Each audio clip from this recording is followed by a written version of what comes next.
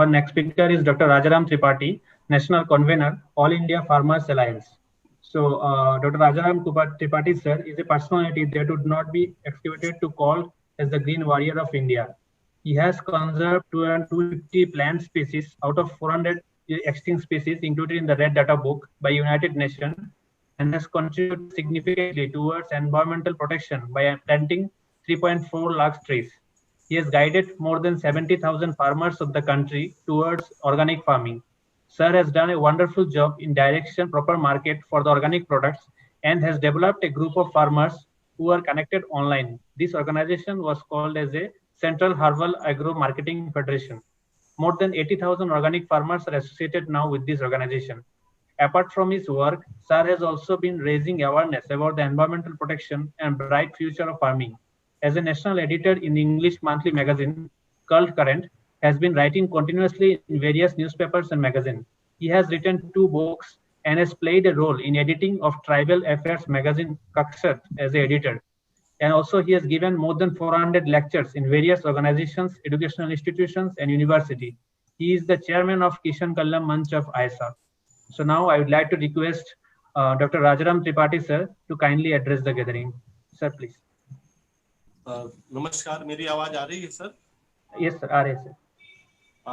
आशीष पाल जी, आशीष खंडेलवाल जी और सदेव सिंह जी भी हैं क्या?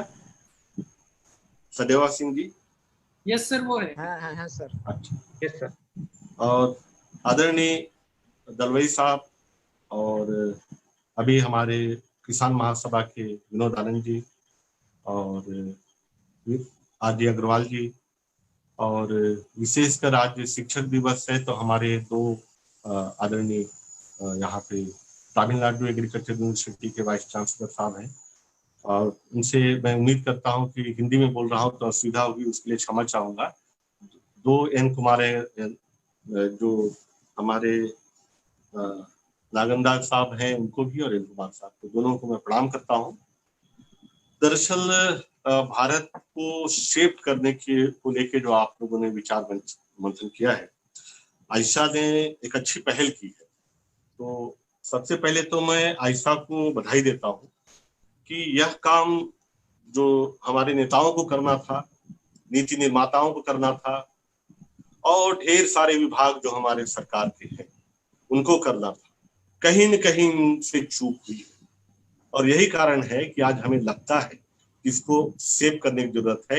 समय थोड़ा सा गलत है, क्योंकि ये जो काम था शायद हम लोगों ने काफी विलंब किया, और आज जब हम हर मोर्चे पे देख रहे हैं कोरोना के कारण पूरी की पूरी हमारी इकोनॉमी घुटने पे आ गई, उस समय जब हम 23.9 की दर से नीचे फिसल रहे हैं, तो वहां पे अगर कोई चीज डूबते को तिनके का सहारा से बड़ा सहारा बन रही है तो एग्रीकल्चर, ये हम देख रहे हैं। और अब ये भी समझ में आ रहा है कि हेल्थ क्या चीज है, ऑर्गेनिक क्या चीज है, मेडिसिनल प्लांट क्या चीज है। ये चीजें जो हाशिए पे थी लगभग, वो अब हमें समझ में आ रहा है कि जरूरी है। अगर रीशेप करने की बात आप सोच रहे हैं तो मैं चाहूंगा कि ये चीज को हम सभी समझें। केवल सरकार को दोष देके या पॉलिसी मेकर को दोष देके अब नहीं बच सकते। अब हर एक को अपना रोल तय करना पड़ेगा, और इसमें सबसे मेजर रोल अगर तय कर सकते तो ये हमारे एग्रीकल्चर के जो स्टूडेंट हैं, जो भावी वैज्ञानिक होंगे, भावी प्लानर होंगे। क्योंकि मैं 4 स्तर पे कमियां देखता हूँ। क्योंकि जब कमी, कई बार लोग कहते हैं कि डॉक्टर साहब आप कमी की छोड़िए, प्लानिंग बताओ। मैं बोलता हूँ पहले आप कमी कहाँ हुई वो देखो, उसे दूर करो। ये प्लानिंग का ही हिस्सा है। मैं निगेटिव बिल्कुल नहीं सोचता, मुझे आगे का भविष्य दिख रहा है, और वो घनघोर अंधियारे में भी मुझे वो चमकदार रोशनी दिख रही है। मैं निगेटिव नहीं सोचता। एक तो प्लानिंग के लेवल पे हमसे गंभीर गलतियां हुई। प्लानिंग, एजुकेशन, रिसर्च और इन्वेस्टमेंट, ये 4 बिंदु मैंने चुने जहां हमसे गलतियां।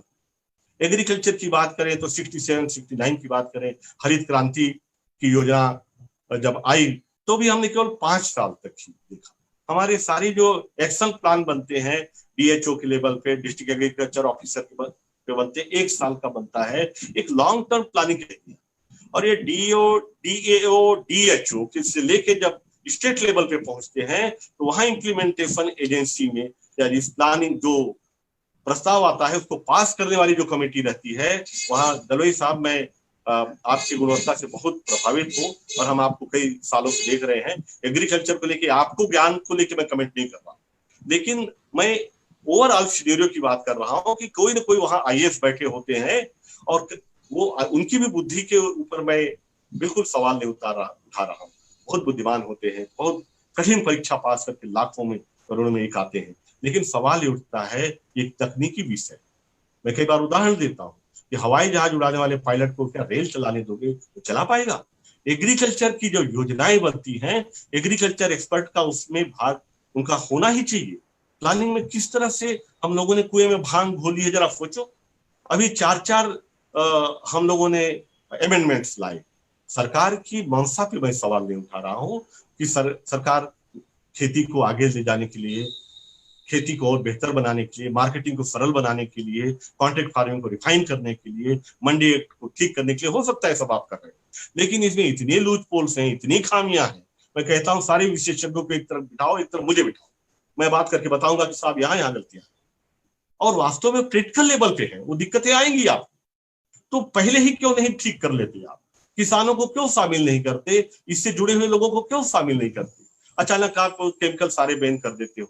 यहाँ अग्रवाल जी बैठे हैं, मैं विशुद्ध ऑर्गेनिक वाला व्यक्ति हूँ, रिलीजियसली ऑर्गेनिक करता हूँ 30 साल से, लेकिन फिर भी मैं जो रासायनिक खाद और दवाइयां हैं उनका एकमुश्त बंद करने पे मैं बिल्कुल एक मत ही होगा, नहीं मानता।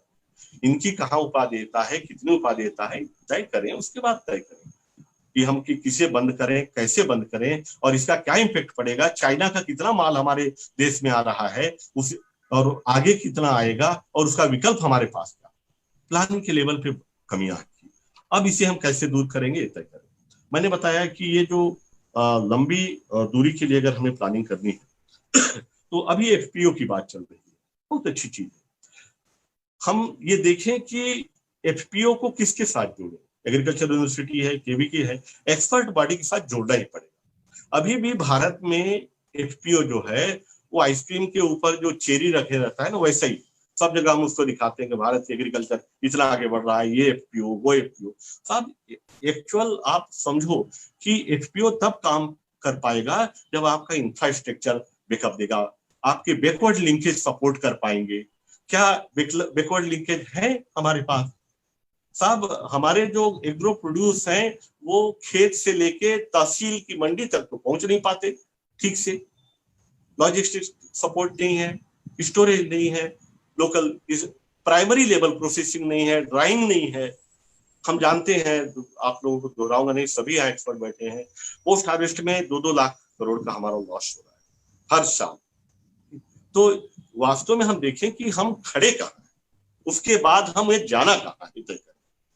मैं लंबा समय नहीं दूंगा, 15 मिनट दिया गया है, मैं 12-13 मिनट में खत्म करूंगा। दूसरा है शिक्षा में शुरू से ही आप बता रहा हूं, मैं मैथमेटिक्स लेके पढ़ा, मैं देखता था मैथमेटिक्स को 1 सेक्शन, बायोलॉजी को 20 सेक्शन और एग्रीकल्चर को 30 सेक्शन। अरे भाई एग्रीकल्चर ए से स्टार्ट होता है तो 1 नंबर पे क्यों नहीं रखा? ये कोई लड़ाई की बात नहीं बोल रहा हूँ मैं, एक परसेप्शन क्या रहा सब सोसाइटी का एग्रीकल्चर की शिक्षा को लेकर। मैं नेतरहाट में जिसने सबसे ज्यादा आईएएस एक समय दिए, वहां पे मुझे एक बार गेस्ट करके बुलाया गया था। वहां 4000 बच्चे थे, उनसे मैंने पूछा कि बच्चों क्या बनना चाहो? वो जो 4000 बच्चे साहब 70% बच्चे किसानों के बेटे थे। उन बच्चों में मैंने करीब 20 लड़कों से, टॉपर्स जो थे, उनसे पूछा, वो 20 में से कोई भी ये नहीं बोला कि एग्रीकल्चर साइंटिस्ट बनेगा या एग्रीकल्चर पढ़ेगा, किसी ने नहीं। कोई इंजीनियर, कोई डॉक्टर, कोई प्राइम मिनिस्टर, कोई टीचर, सब कुछ बनना चाहते। ये सवाल उठता है कि शिक्षा में इसको हमने 2 दर्जा क्यों दिया?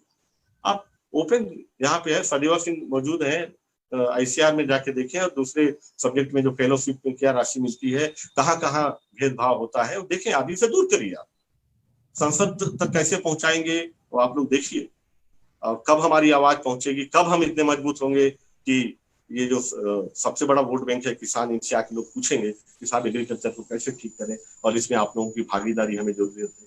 ये मुझे नहीं मालूम, लेकिन इंडियन एग्रीकल्चर सर्विसेज आज नहीं तो कल आपको बनानी पड़ेगी, और जितनी जल्दी आप बनाएंगे ना उतना अच्छा देश का भला करेंगे उतना ज्यादा आप देश का भला करेंगे, उतना ज्यादा खेती का भला करेंगे, उतना ज्यादा किसानों का भला, ये आप तय करें। ये कुछ चीजें हैं जो ऊपर तक जानी चाहिए।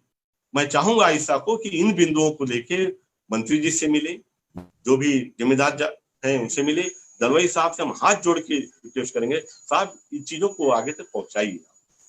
और अभी हमारे आनंद जी ने कहा कि एक फोरम बने दलवाई जी की अध्यक्षता में, मैं समर्थन करता हूँ, हम सारे किसान समर्थन करेंगे। अगली मीटिंग में ऑल इंडिया फार्मर्स अलायंस में मैं इसे रखूंगा, क्योंकि अभी तक हम देख रहे हैं हमारी बात को वहां तक पहुंचाने में एक बहुत ही सक्रिय और सकारात्मक भूमिका आप निभा रहे हैं दलवाई साहब, और ये इसे आगे भी आपको करना पड़ेगा।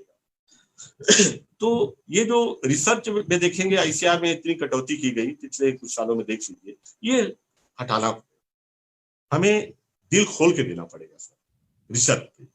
अगर 1 अरब 30 करोड़ लोगों की जनसंख्या का पेट भरना चाहते हैं, आत्मनिर्भर का नारा देने से आत्मनिर्भर नहीं होगा। पेट भर गया का नारा दूंगा तो पेट नहीं भरेगा, रोटी तो चाहिए आपको थाली। तो साहब डिजिटल रोटी से काम नहीं चलेगा। डिजिटल हम मीटिंग कर लेंगे, लेकिन आज तक कोई डिजिटल रोटी ना बनी है ना आगे बनेगी। आपको खेती तो करना ही पड़ेगा, और इतने लोगों को अगर पेट भरना है और अच्छा भोजन देना है, स्वस्थ भी रखना है, तो ये जरूरी है कि हम इसे अभी से ही रिसेप करें और मजबूत बनाएं। जरा सोचो, इन्वेस्टमेंट की बात मैं आता हूं, लास्ट में कंक्लूड करूंगा। हर देश में खेती में ज्यादा से ज्यादा इन्वेस्टमेंट हुआ है, हो रहा है लगातार। खेती में रिसर्च पे खर्चा हो रहा है, उसके अलावा पॉली हाउसेस बन रहे हैं, प्रोटेक्ट। अभी हमारे एग्रीकल्चर यूनिवर्सिटी के सर ने बताया कि साहब प्रोटेक्टेड खेती की जरूरत है, पर्शियन खेती की जरूरत है, इरिगेशन की जरूरत है, ये हार्वेस्टिंग के नई नई टेक्नोलॉजी आने चाहिए, छोटे छोटे कृषि यंत्र आने चाहिए, और ये समझ लीजिए कि पॉली हाउसेस की जरूरत है, ड्रिप इरिगेशन की जरूरत है, रेन गन की जरूरत है। ठीक है।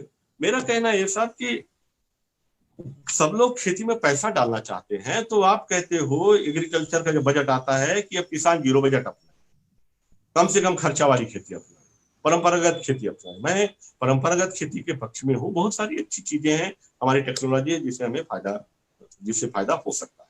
लेकिन सर पूरे सम्मान के साथ मैं कहना चाहूंगा कि 0 बजट के नाम ही गलत है, और 0 बजट की अवधारणा खेती में संभव ही नहीं है। किसान जैसे ही मोटरसाइकिल लेके खेत के लिए निकलता है तो पेट्रोल जलना चालू हो जाता है, खर्चा होता है, हर लेवल पे खर्चा है। आज जब सब कुछ अर्थ पे आधारित है, तो आप 0 बजट की अवधारणा को बिल्कुल हटाइए और बताइए कि हाँ अधिकतम बजट आना चाहिए। तो यहाँ पे मैं थोड़ा सा बताना चाहूंगा, एक तरफ तो आप कॉन्ट्रैक्ट फार्मिंग की बात कर रहे हैं, तो बड़े बड़े उद्योगपतियों को लाने की बात कर रहे हैं, ठीक है, मैं उसे भी आउटराइटली खारिज नहीं करता हूँ, लेकिन मेरा मानना है कि उसमें भी किसानों की हितों एग्रीमेंट बराबरी पे होता है। वहां किसान कितना कमजोर है हम आप समझ रहे हैं, तो दोनों को विन विन सिचुएशन पे ले आइए। गवर्नमेंट का ये काम होना चाहिए कि गवर्नमेंट जो पलड़ा जो है हमारा हल्का अगर है, तो वहां दलवाई साहब हमारे साथ आप हो कि जो एग्रीमेंट्स हो, एक ईगल वॉच ग्रुप एक हो जो देखे कि सारे कॉन्ट्रैक्ट्स में फार्मर्स को प्रोटेक्ट किया जा सके। तो ये 3-4 चीजें हैं जिन पे हमको मिलके काम करना पड़ेगा। कहीं न कहीं किसान और सरकार ये दोनों एक साथ चलते हुए नहीं दिखते। आप कहीं भी देख लीजिए, आप किसान हर लेवल पे परेशान है, ये हम आप अच्छे से जानते हैं। अभी जो कोरोना के समय में हार्वेस्टिंग में प्रॉब्लम आई, लिक्विडिटी का प्रॉब्लम है, चीजें बिक नहीं पाई है, तो हम लोगों ने बार बार इसको सरकार तक पहुंचाया है। मैं फिर निवेदन करूंगा कि ये चीजें वहां तक पहुंचनी चाहिए, और साथ ही साथ अगर खेती का भविष्य सुधारना है, तो खेती का भविष्य खेत और किसान के साथ ही ये कृषि छात्र भी हैं।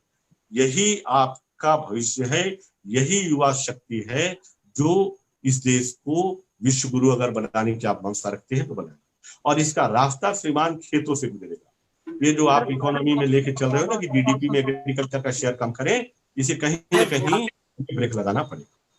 तो मेरे ख्याल से अगर मेरा समय हो गया हो तो मैं विराम दूंगा। आप सबको बहुत बहुत धन्यवाद।